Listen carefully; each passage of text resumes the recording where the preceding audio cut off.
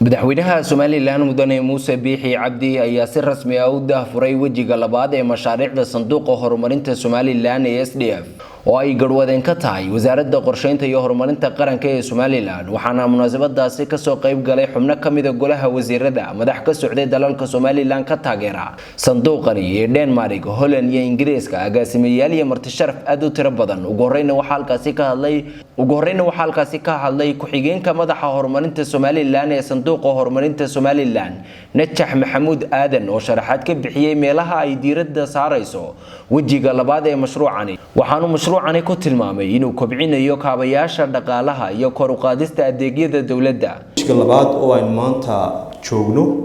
waxaanu rajaynaynaa in isagana inaynu hadii Ilaahay dhahdo aynu ka maalgelino 9 mashruuc 9 mashruuc oo iyagana mudane madaxweyne aynu rabno inaynu ku maalgelino kobcinta kaabayaasha dhaqaalaha iyo kobcinta adeega dawladda.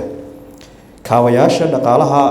waxaanu ka rabnaa inaynu wadooyinka xoog saarno sida waxaan yeeli doonaa inaga oo sameyn doona 82 kilomitir iyo 4 buundo oo u dhaxaysa Burco ilaa Berbera. waxa kale oo aynu kor u qaadi doonaa wax soo saarka kalluunka xooga waxaynu saari doonaa hadii Ilaahay yiraahdo deegaanka Sanaag waxa aynu dhisi doonaa marsada kalluunka ee degmada Maydh kaasoo aynu rajeynayno hadii Ilaahay yiraahdo inaynu kor u qaadno kalluumaysiga 70%. xooga waxaynu saari doonaa sidoo kale biyaha oo aynu doorkan rabno inaynu 150 qof gaarsiino adeega biyaha oo ku kala nool degmada Hargeysa, Boorame iyo Laascaanood mudane madaxweyne. waxa aynu rabnaa inaynu kobcino wax soo saarka beeraha iyo xoolaha gaar ahaan beeraha waxaynu doonaynaa inaynu kor u qaadno hektarkiiba in wax soo saarka ka baxa gobolka Awdal 1.3. intaas waxaa barbar socota kobcinta tayada shaqaalaha dawladda caawinta xafiisyada dawladda wakaaladaha iyo wasaaradahaba in loo sameeyo tababaro siyaasado iyo kaabayaasha kale ee u baahan yihiin in lagu joogteeyo mashaariicdaas. intaas iyadana waxay noo dheer mudane madaxweyne dhamaystirka mashaariicda waxbarashada iyo caafimaadka ee aynu ka meergelinaynay wareegii koowaad wareegga labaadna aynu ku gabagabeynayno sanduuqa Sanaag iyo Sool. dhankiisna waxa halkaasi ka hadlay Morgan Halley oo ku hadlayay magaca saaxiibada Soomaaliland ee qaybta ka ah sanduuqa oo isaguna dhinaciisa ku dheeraaday muhiimadda ay mashaariicdan u leeyihiin bulshada Soomaaliland iyo sida dawladaha lacagta ugu deeqo sanduuqani ay ula dhacsan yihiin nidaamka daaha furan ee ay dawladda Soomaaliland u maamusho. I'd like to thank our partners from Denmark and the Netherlands.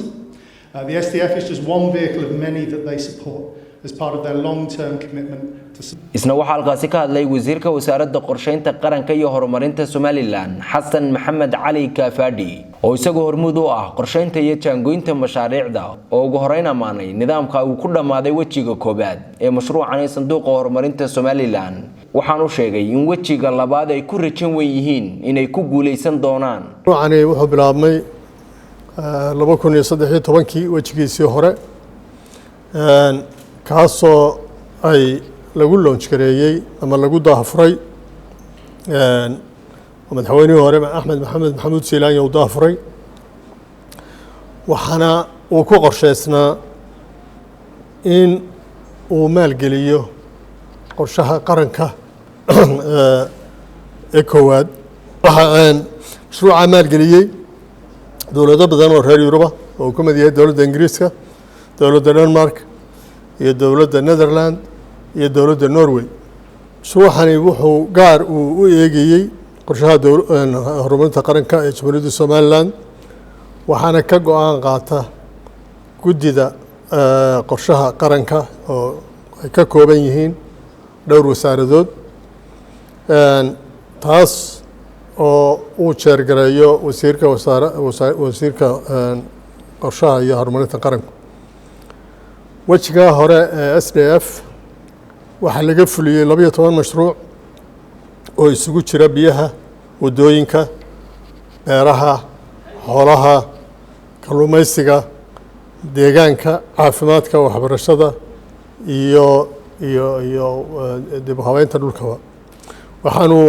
qadar ahaa lacaga oo gaadhaysay ilaa iyo 60 milyuun aan idhaahdaba 58 milyuun oo dollar mashruucan SDF waa mashruuc ka duwan qaabkii hore maxaan ku dhahdaa deeqaha loo siin jiray jamhuuriyadda Somaliland waa mashruuc ay xukunto oo ay lahaanshihiisa leedahay dowladdu leedahay iyadoo ka qayb galaysa ilaa bilow ilaa dhammaadka waxaa fuliya wasaaradaha iyo hay-adaha dowladda ayaa fuliya waxaana maamula mashruuca dad muwaadiniina oo loogu talagalay inay fuliyaan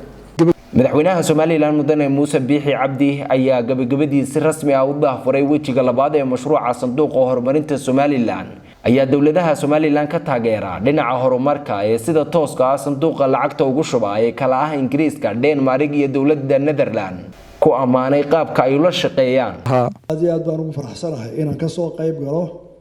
daahfurka wejiga labaad ee mashruuca SDF ee maanta la daahfurayo 2013 bay ahayd markii la daahfuray wejigii koobaad ee halkan uu ku daahfuray madaxweynihii hore ee Somaliland mudane Axmed Maxamuud Silaanyo oo ahaa mashruucii madaxweynihii xilligaa joogay aad baan ugu mahadnaqayaa dhammaan dowladaha ka soo qayb galay mashruucan ee taageeradooda sida tooskaas nuuqan ugu soo shubay oo hirgeliyey